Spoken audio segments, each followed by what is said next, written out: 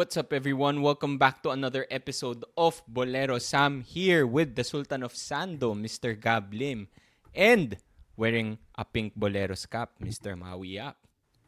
What's up, guys? Colins Akowe! Finally! Nag-announce din. Nag-announce na.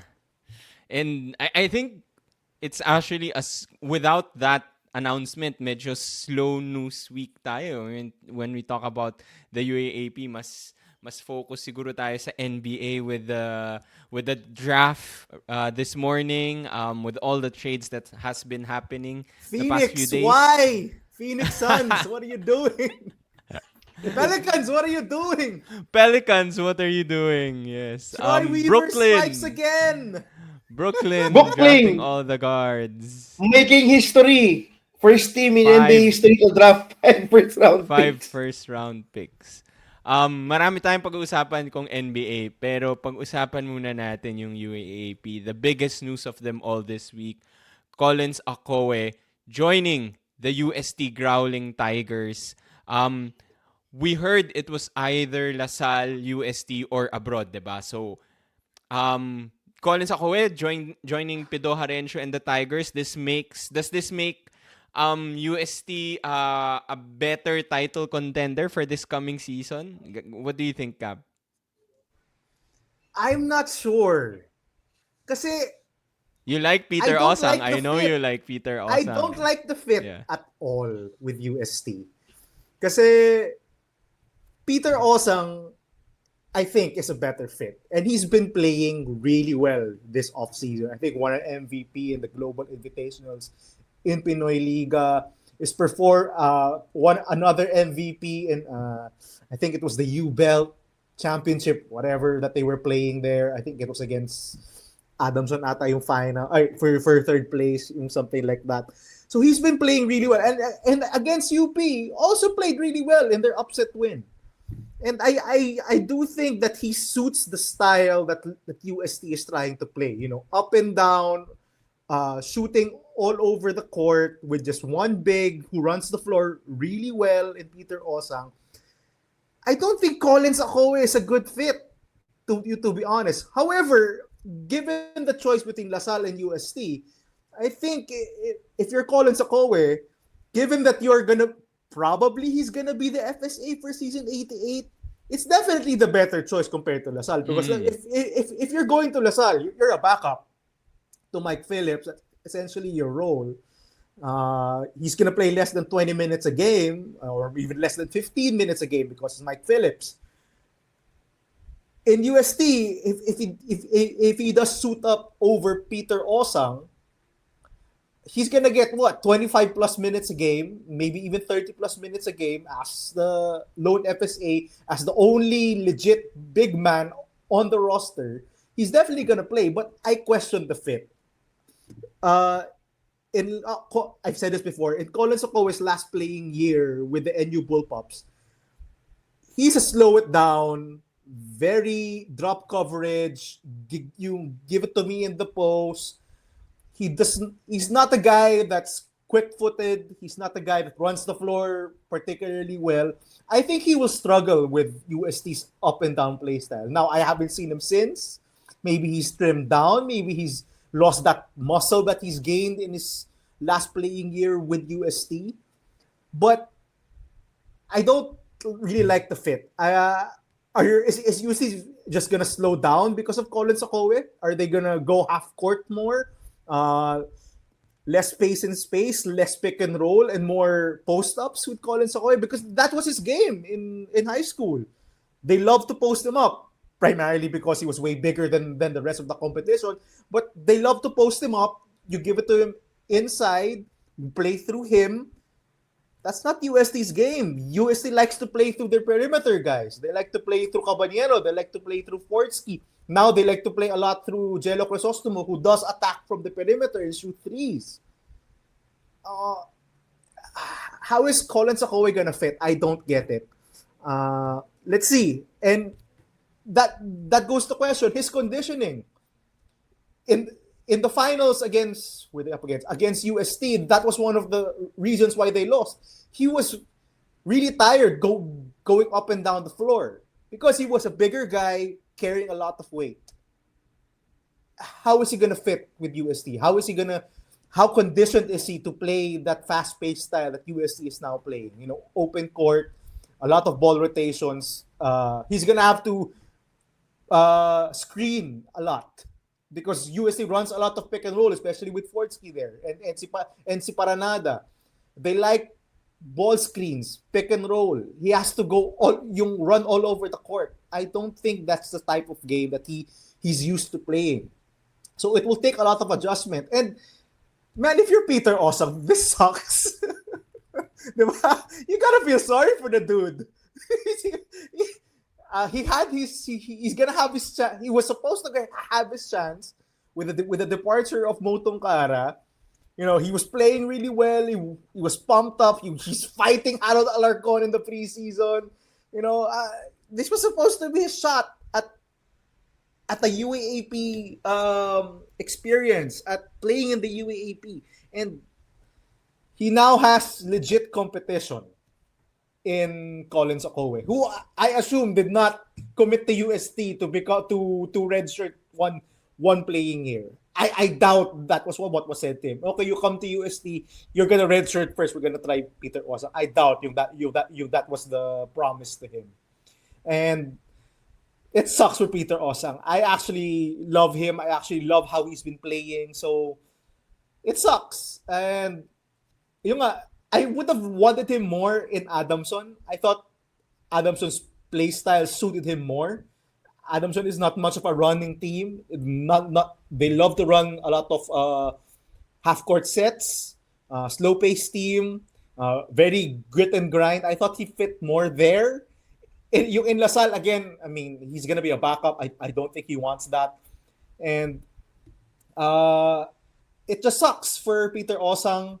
I want to see him first. If he does play in Filoil in the coming games, I do want to see him first play with UST and see the fit. Because the way UST's been playing, it's not a good fit for Colins Akowe. Maui. Tsaka may isa pang FSA, di ba? Yung, Si what's his Kumbay. name? Kumbay. What happens to Kumbay and to Osang? And What happens to... actually, yeah, that's a good point, Maui. And may isa pa, si Racine Kane, who was like the MVP or like one of the star players in high school.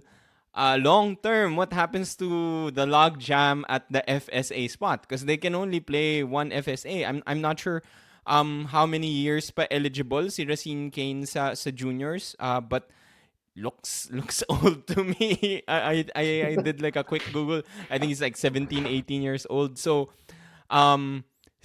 short term, maybe it's a battle between Akowe and Osang, but long term, you have Kumbay, who we like sa Pinoyliga. You also have Racine Kane, who's doing really well in the juniors league, who's more of a wing, I think, which is something that si Coach Pido Harencio likes. So I actually question the fit with UST long term. But Maui, sige, going back to what you were saying, is this a good fit for Akowe or for UST? And does this make them a contender? I have to agree with Gab. I think si Peter Osang is a better fit. He runs the floor better. He's thinner. He's faster. He has experience, I think, the past 5 or 6 months with Team A already, di ba? And he also had that experience the previous season when they were choosing if him or Motong Kara. So yeah, see, if I heard Peter Osang, this sucks. Kasi Gab is right. I don't think UST would promise Colins Akowe to sit out one season. I don't think if the US and LaSalle was in play, then maybe yung deciding factor would have been that Colins Akowe would get immediate playing time in UST. Kasi if that wasn't the case, then maybe he could have considered LaSalle, diba? Since Mike Phillips is graduating this year. But yeah, I question the fit. I don't know if we look at yung play style ni Coach Pido Harencio, most of the UST FSAs under him have been wing players. They've been successful with that model. Si Karim Abdul could play outside, was also a mobile big man. Motong Kara is the same, could play probably 3 to 5 in the UAAP. Si Colins Akowe is a natural big. As we've seen in the juniors division, he doesn't have an outside shot. Maybe still working on his mid-range shot. He really thrives playing inside. And as Gab mentioned, he needs plays called for him. I don't know if that would fit well with players like Cabanero, players like Padrega who need the ball in their hands to also be effective. So this is a weird fit for UST.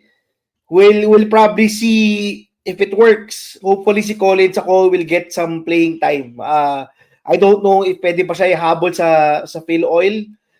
I'm not sure if Filoil is as lenient as Pinoyliga when it comes to new additions to the lineup, but I would like to see him first. Kasi so far si Peter Hosang has been better than advertised. I think this off-season. Maybe not having that upside that Tongkara had, but at least he has fit pretty well with UST, with UST really also performing pretty well this off-season. So yeah, I'm interested to see is this really the best place for Colins Akowe to transfer. Very important yung case study ni Colins Akowe, 'di ba? Kasi we're looking at an FSA straight from the UAAP high school division. So this would be a good barometer for other FSAs in the future. And I will be if I were the other FSAs, I would be looking closer as to how Colins Akowe transitions into the seniors division. We all know that a lot of big men dominate in the juniors division. Even big men who are undersized. Diba? Just look at Jake Figueroa or just look at the other big men like Mike Nieto who dominated in the juniors division, diba? But are undersized. So it's gonna be interesting to see. Kasi si Akowe has the size, but does he have the skill? Does he have the talent to be able to compete in the seniors division? Sam. Maganda yung sinabi mo, Maui, about Colins Akowe being a case study. Kasi he's the first. He's the first FSA from the juniors division coming into the seniors division. How will this work out? Kasi if it's successful, I think we're starting to see it now. But you start to see more teams, more UAAP teams do this model. Get FSAs from the juniors division pa lang and bring them up to the seniors rank and develop them while they're young and then bring them up eventually to the seniors rank. It did not work out with NU because they had Omar John and they had Mo Diazana, so they weren't looking for an FSA like Colins Akowe. And but it's interesting if he will actually pan out. Because if he doesn't, maybe UAAP teams will not go that route. Maybe they just look at it as a short-term stop gap for juniors division. Boys division pa lang. You're just there to win, and then for seniors, bahala na. Kasi it really depends if you're right for us, diba? If you play well in the seniors. But ang ganda na sabi mo, he is sort of a case study. Sammy. I just want to jump back to yung conversation between like choosing between yung fit niya with UST and Lasalle. I think it makes sense. Tama ka, Gab. Right now for the upcoming season, UST is definitely like the better choice just because he has if he makes the team, he will get the playing time. He will get the minutes. Pero I would argue, actually, if I were Colins Akowe, I'm choosing between UST and LaSalle only, assuming I'm not considering the other schools, assuming walang opportunities abroad. I feel like long-term, LaSalle is actually the better fit. This year, you just have to play back up to Mike Phillips, but after that, you have the window is open. And why not, diba? Why not play 1 year behind Mike Phillips, learn from his work ethic, learn, like this guy developed, diba? Si Mike Phillips from where he was nung rookie siya to like potential MVP candidate this coming season. That would be really good training for Colins Akowe. So I'm actually shocked and I'm surprised that I think this is like the first time for me na a big recruit had to choose between like a LaSalle versus For me kasi, big recruits, the two choices are always just Lasalle and UP ngayon. That's what I'm seeing now. So, I'm shocked that UST was able to get Colins Akowe. This season, it makes sense. He's going to get minutes. Pero long term, I feel like it would have been better for him to just join Lasalle. I question also yun nga, yung long-term plan ng UST with all their FSAs. The past few seasons, lagi silang nagkakaproblema with the FSAs. I think natuto na sila, so they're going to go all in sa lahat ng FSAs nila. They now have like what? A lineup of potentially 4 FSAs in the near future. I think nag-freeze si Gab, pero we can just continue the discussion. I'm sure makakabalik si Gab. So, for me, yun eh. Yun yung question ko with Colins Akowe. Maui, I do have a question for you. Kasi for me, it was surprising that UST was able to get him. That's my first question. Was it surprising to you knowing na he was choosing between UST and LaSalle? Was it a big surprise na he decided to go to UST? And follow-up question to that, is this the biggest recruit in the SMC and Pido Harencio era for UST, Colins Akowe? Yeah, I think maybe element of surprise that Colins Akowe decided to choose USD. But I'm not that surprised anymore kasi USD is well-funded, di ba? We've seen them in the recruiting news. They're bold enough to make this move. Moving on from top recruits like SJ Moore and Jane Mahmood in 1 year. I mean, if this doesn't work out, maybe they'll just discard si Colins Akowe. I don't know what's next. But Wait, Grabe, no? Colins Akowe could be the next Zayn Mahmood and SJ Moore. Yeah. Wag naman sana. Di ba kasi if you look at how the magnitude of those news, di ba, of I agree. UST Yeah. getting those two players, it was overhyped. Si Yeah, Mahmood and that's true. yeah, Good but point. diba, it was overblown. So I don't know if this is the right case, but I'm not surprised. Diba, UST is in it to win it, and I think yung window to win the championship this season is Yeah. closer than it was in previous seasons. When you talk about Asal, when you talk about UP, when you talk about even Ateneo, diba, in previous seasons, I think this is the biggest window for any other team, not named those 3 teams, to steal the championship this season. But we've seen a lot of upsets this off-season. We've seen the vulnerability of both LaSalle and UP this off-season. I don't think we've seen UP lose this much in the off-season, maybe the past 5 years. So you see that this is why UST has taken that huge chance that maybe it would pan out for this season. But as far as biggest recruitment for UST, I would still say that maybe si Fortsky ang biggest recruit ng UST. It's just that Fortsky had an issue with his previous team. But them getting Fortsky instead of maybe UP or LaSalle or any other NCAA team getting Fortsky, I think was a bigger news. I think that was a turnaround for the program. Not even getting Caballero.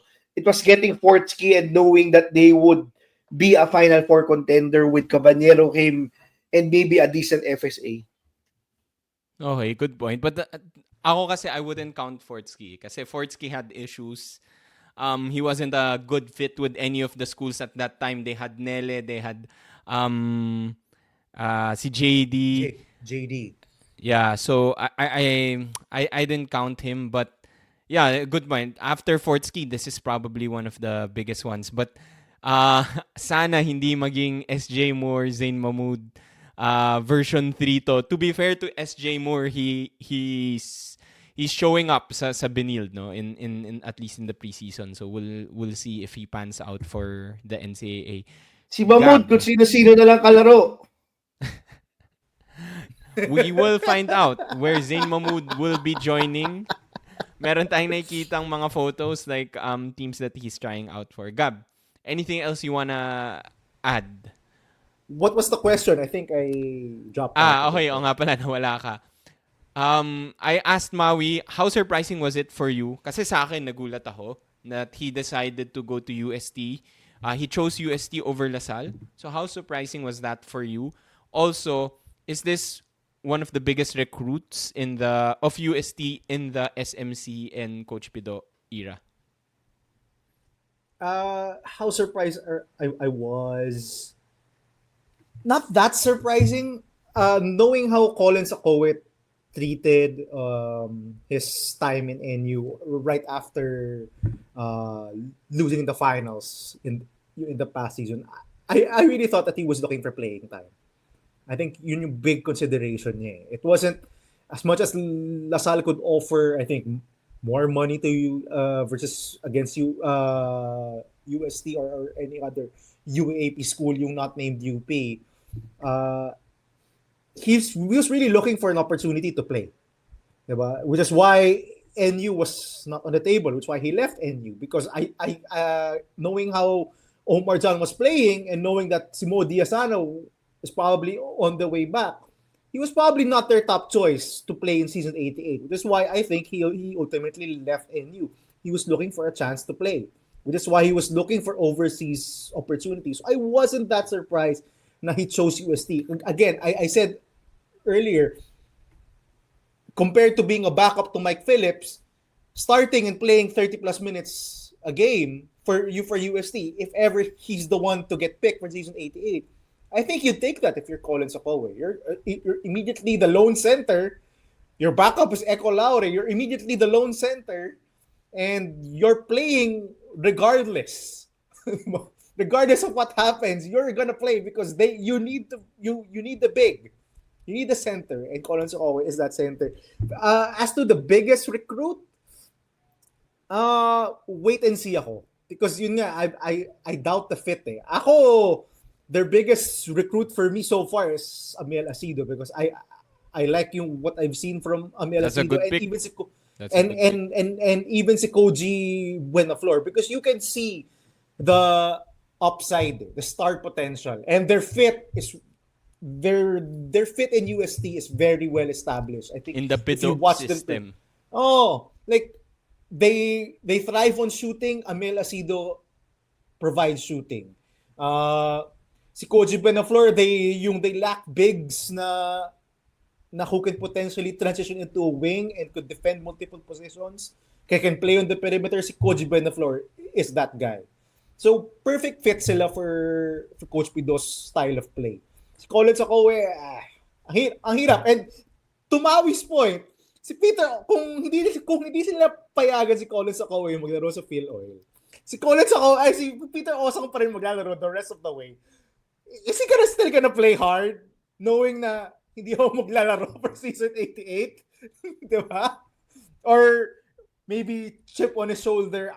He'll play harder to prove na siya dapat.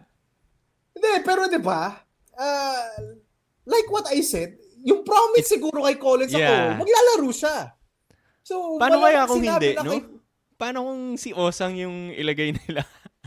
That would be wild. Crazy. That's crazy na si Colins ako, I'm gonna go to UST. Bigla lang, last minute, you're not playing. We're going with Peter Osang. Like, what? So he just enrolled for nothing? That's crazy if that happens, though. But yeah, to answer your question, I think it's Amiel Acido and or si Koji Buenaflor. Love that pick. I do. Siguro one last thing before we go. I really feel like etong UST, this is really insurance for them. They've lost a lot of FSAs in the past. Ang dami na nilang pinagdaanan na FSA. Baka kaya nag-iipon na nga. Yeah. I really think so. Feel ko talaga yun. And we saw what happened to NU last season. They lost their FSA on the first day then. So first game. So I feel like nag-iipon sila. Too bad lang for Peter Osang, but we'll see. I mean, nothing is set in stone. Pero to Gab's point, why would you join UST kung di ka naman pre-promise that you will play this coming season? Comment down below what you guys think. Should Colins Akowe play for UST? Is this the best fit for him? What do you guys think? Peter Osang, Colins Akowe? let us know down below. In other news, wala tayong masyadong balita, but let's just talk about some of the games that we saw the past few weeks. I think the biggest one would be the Pinoyliga Cup Championship. So we talked about this last week. Adamson versus NU. Adamson Yeah. beating NU 55-46. Wala sa ating nakatama because they went below our expected score. And you did not even get past the 50-point mark. Gab, you picked Adamson, Mr. Adamson Whisperer. Key takeaways from this game. Anong masasabi mo? It's when the matchup was set of NU versus Adamson. You called this This is Grind exactly out, what was advertised. Diba? Here at Boleros, sinabi na natin, this is gonna be a You heard it low-scoring, here first. defensive-oriented, slow-down game. And that's exactly what we got for, for the finals of Pinoyliga. 55-46. A lot of missed shots. Heck, a lot of turnovers. But you love it. This is how they play, and as advertised, they play that way. My only takeaway for this game, and I think for the entire weekend, Adamson also played last Monday against UE. I think in an overtime win. My takeaway really is si Matt Erolon. Matt Erolon is more aggressive looking for the shot, especially if Matthew Montebon is not there with him. He's taking more shots, and I think that's the key for Adamson to elevate themselves from the Chicago Bulls of the UAAP to potentially, I don't know, to become the Orlando Magic or the Milwaukee Bucks of the UAAP. You know, sure playoff team pero not in the play-in. Yung parang ganon. But yeah, I think Matt Erolon has to be this way every game. Because at times last season, si Matt Erolon was too focused running the offense. Alam mo yun, set up ko yung play. Sige, kahit na I have an open shot, papass out ko yung para umikot yung bola. That's the way Matt Erolon played at times. Now, well, in the games during the weekend against NU and against UE, he's actively looking for his shot. Anytime he gets an open daylight, he takes a shot. And I think he should play that way because he's a damn good shooter. Now, he doesn't bring it to the basket a ton because that's not the way he plays. But getting to his spot in the free throw line or the free throw line extended for three when teams go under on the screen, he takes a shot. And I think he should because he's such a good shooter. It's nearly a good shot every single time. You know, much the same like Steph Curry. I'm not comparing him to Steph Curry. Whoa. He's not like Steph Curry. Pero ganun na if he's taking shots from the perimeter or from mid-range, I think it's a good shot if you're Adamson because he's such a good shooter. In the game against UE, he was very aggressive, especially in overtime. Anytime he would get open space, he would have a defender off him, he would take the shot. And I think that's how he should play. I think he was the only guy to score in double figures in the finals against NU. I think for both teams ata he was the only guy to score in double figures. I think at 14 points. So yeah, he did. So that tells you all you need to know about his scoring prowess. I do think he needs to be more aggressive looking for his shot. Enough of trying to set your teammates up. If you get an open look, take it. If you get a glimmer of open space, take it. Because a lot of times that's what happens to Adamson. Especially when they need offense. They run through their offense. Wala silang mahanap na open shot, so they end up taking a bad contested shot at the end of the shot clock. And for me, si Matt Erolon has to be that guy. I really like the potential, and he's proving me right. Remember when we were doing our top point guards list? Tapos I had Matt Erolon over Jared Bahay, and both of you were like, "What? What? You have him over Jared Bahay?" I go, "Yeah," because I think he's a better scorer and shooter right now than Jared Bahay, and I think he's proving me right.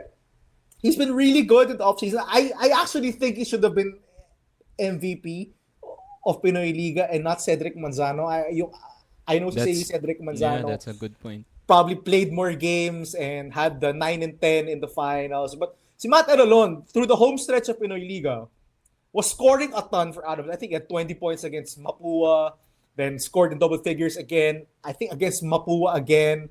And then finally, the only guy to score in double figures in the finals. He's key to Adamson. I love how he's playing. I did not see this 2 seasons ago when he was purely a shooter, a corner shooter for the most part. He's totally evolved this game. I think Coach Nasasel has to be given credit for his development. He's put trust a lot in Matt Erolon, and I think you see it for this season. He can be like a Jerome Lastimosa light. You know, when they need the bucket, give it to Matt Erolon because he can. I really think he can. Kung ano dapat si Montebon, I think that's what happened to Erelon so far for Tama, Adamson. actually, he's kind of overtaken Matthew Montebon in the pecking order And of, you know. I think like he's more complete eh. Yung game niya is more complete than like Montebon, who's more of a specialist. So that's what I love about Erolon then. Jumping on that topic no, Adamson observation then. By the way, sorry, quick commercial lang. We haven't talked about si Royce Mantua deciding to go pro for Adamson. So any like quick notes there like on Royce Mantua kasi I know Maui we picked Franzman and Mantua as guys to watch out for in this game sa Pinoy Liga Cup, and then we find out na Royce Mantua has left Adamson and has decided to go pro. So maybe like quick takeaways on Royce Mantua leaving Adamson and how does that like affect Adamson this coming season? Yeah, actually, my key takeaway from the game is si Earl Medina has really looked pretty good in Yep, Pinoy Liga, I was and gonna and say I think that. Yeah. and I think that's one of the main reasons maybe why Mantua decided to go pro.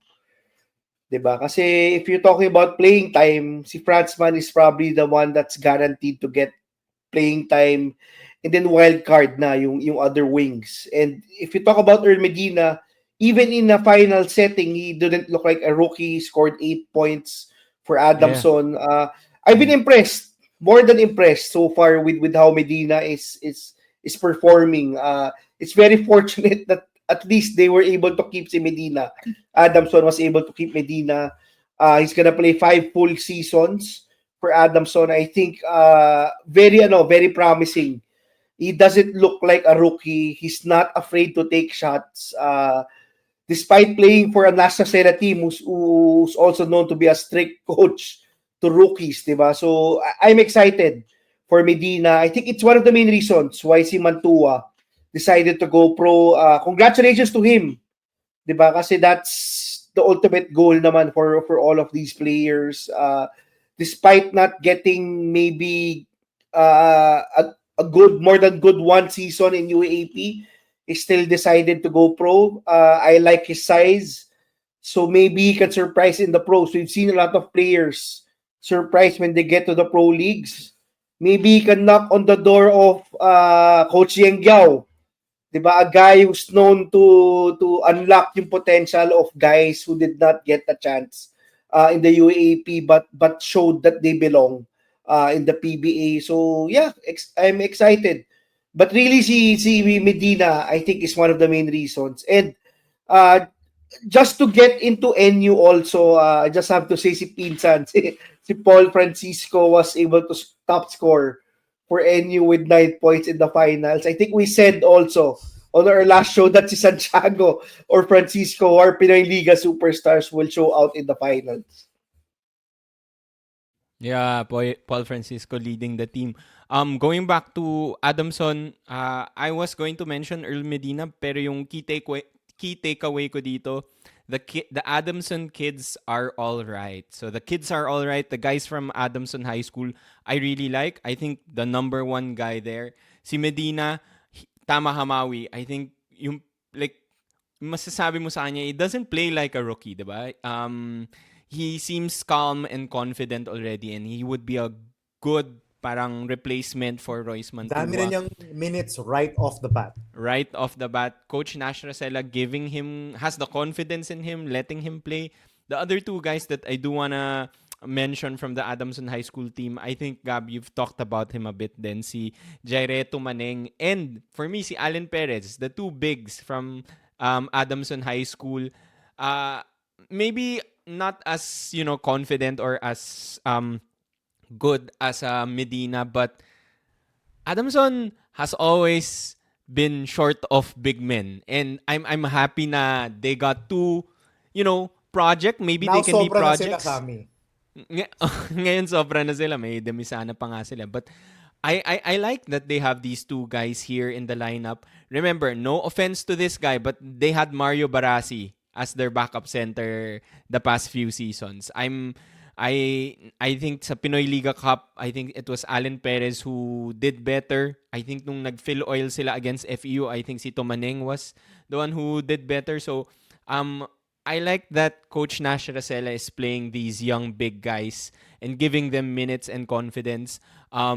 This, at least, yung future of Adamson looks good with guys like Medina and these two bigs.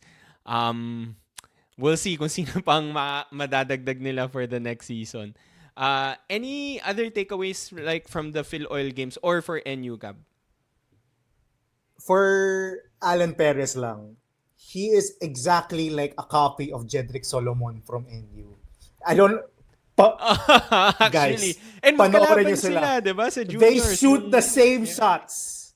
Yung Actually. mga floaters sila from mid-range, they shoot the exact same shots. Pati It's body type, uncanny. like the way they move. The way they move, yung body type, and talaga yung shots because talaga yung one-handed mid-range, di nga hook parang floater, parang mini floater. They shoot the exact same shot. It's crazy how similar Cortez. they are. Raven Cortez, incarnation. Gonzalez. Yeah, actually, that's a pretty good that's a pretty good comparison. They're not as efficient as Raven. Si Raven pang The master. Once he gets that off, sure ball alam mo papasok, ang ganda ng touch niya. Si Jedrick Solomon, si Allen Perez, hindi pa they miss a ton of those floaters. But nakaka-windang lang na panoorin silang dalawa kasi sobrang pareho sila yung maglaro. But yeah, with regards to Adamson, I think they completely address all of their needs this offseason. You talk about the lack of bigs behind Manzano and OJ. They've completely addressed that. They have Tumaneng, they have Perez, and they have Demisana. Actually, si Demisana mukhang out of doghouse. Mukhang nasa doghouse na siya So, unless injured siya, I don't know. I don't. He played He played a couple of games ago in Pinoyliga. I really think si Coach Nash is probably just giving si Perez and si Tumaneng a look, or maybe is he just really in the doghouse? With regards to Royce Mantua, he was one of the rare guys on Adamson who could actually get to the basket from the perimeter. So I think they're gonna miss that about his game. With the immediate winners, definitely si Earl Medina, si Renzo Competente, si Manu Anabo. I'm trying to think of the other guys who play at the wing. But yeah, those are the immediate winners. Si Franzman is probably gonna play more wing minutes. He's probably gonna get more minutes there. So, yun yung mga immediate winners. That part of his game, I think Adamson is gonna miss the guy who can get to the basket and create his own shot. But they have ready replacements. So, I think it won't be missed that much.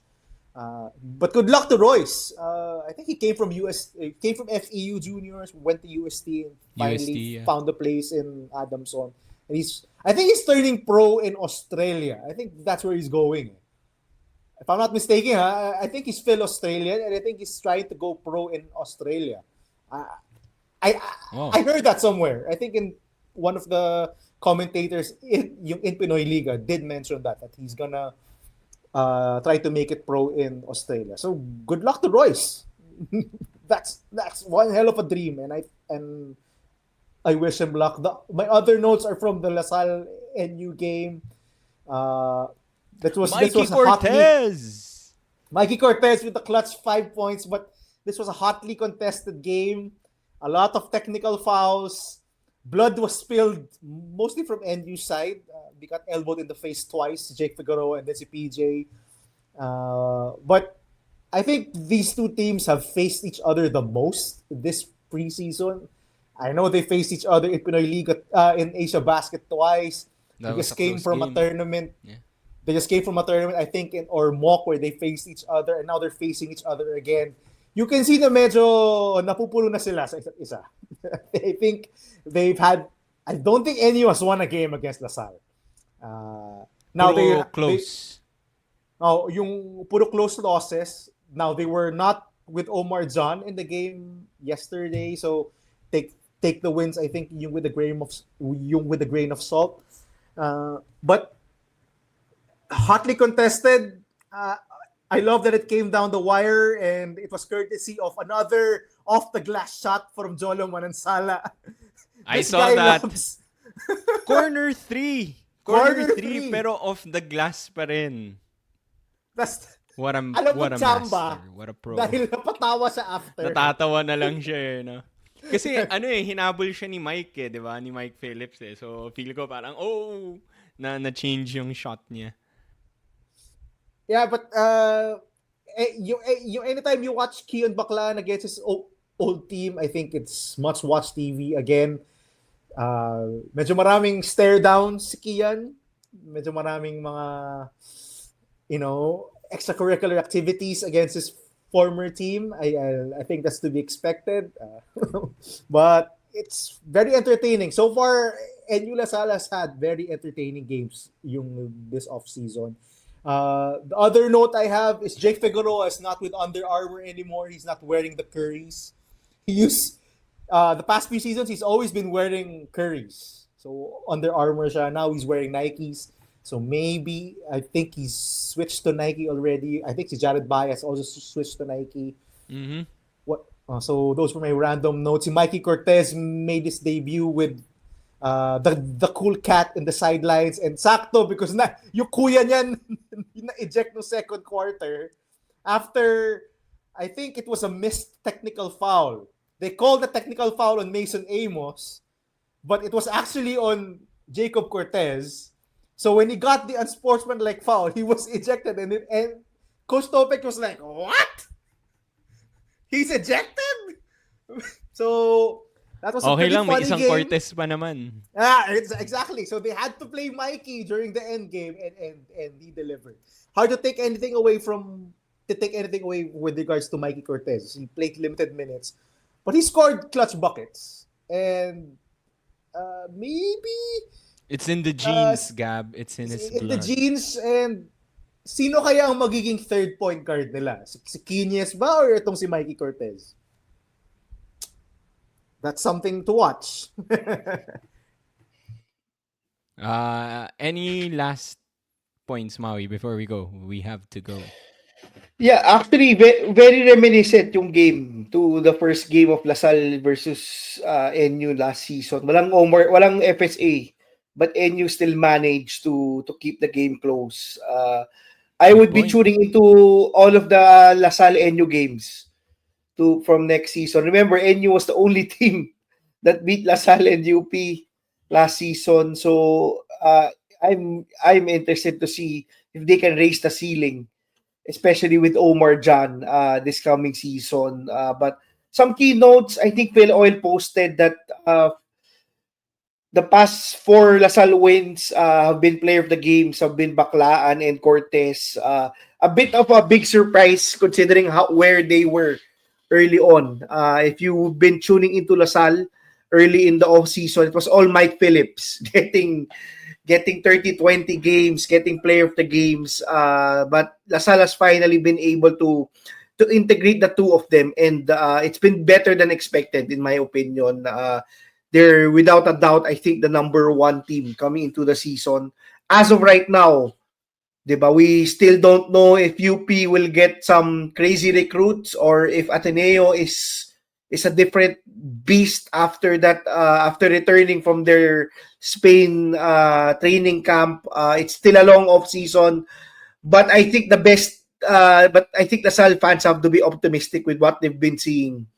I think yung integration of the top guys, namely Amos, Pablo, and these two minions, have been pretty good, considering where they were early on in the off season, and the firepower of Lasal. You see it without even yung wing players still exploding. Dungo has been silent, Marasigan has been silent, Gulena has been silent. I think si Makalalag has been the most consistent, and maybe we'll get the more consistent minutes coming to the season. And interesting to see who will be the other guards who will get minutes. Will Mikey Cortez surprise us all? The same way Jacob Cortez surprised us all when we first saw him suiting up for Lasal. From what I've heard in the past, Mikey Cortez is a better prospect with Jacob. I think that's too premature to tell as of right now. The way that Jacob Cortez is playing, he could be one of the top, if not the top point guard this coming season. So let's see. But I'm excited. Si Cool Cat is back watching Lasal games. Another note pala, LeBron James Diep was in a cast in the sidelines, so Hindi ko nakita yun. I'm not sure if he's in what that injury is. Naka-sprain lang or fractured, but that's something to watch if that's a long-term thing. So if anyone knows, please tell us. I mean, you Comment haven't down seen below. any Si Agunane, about it. wala ring any report kung babalik pa ba.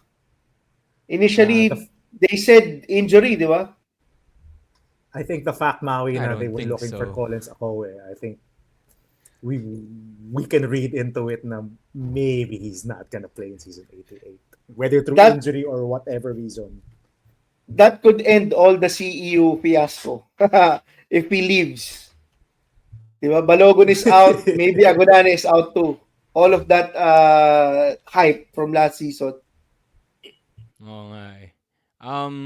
That's it for today's episode. I thought it was going to be a short episode pero napahaba din.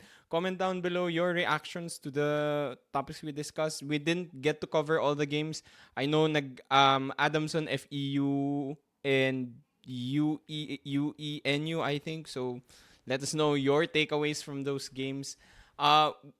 If there are any other news next week, we'll do another episode. Actually, we do have other content in store for you. Tama ba, Gab? We'll prepare that soon. May mga surprises si Gab para sa inyo. Comment, like, share, subscribe. We'll see you again next time. Bye-bye!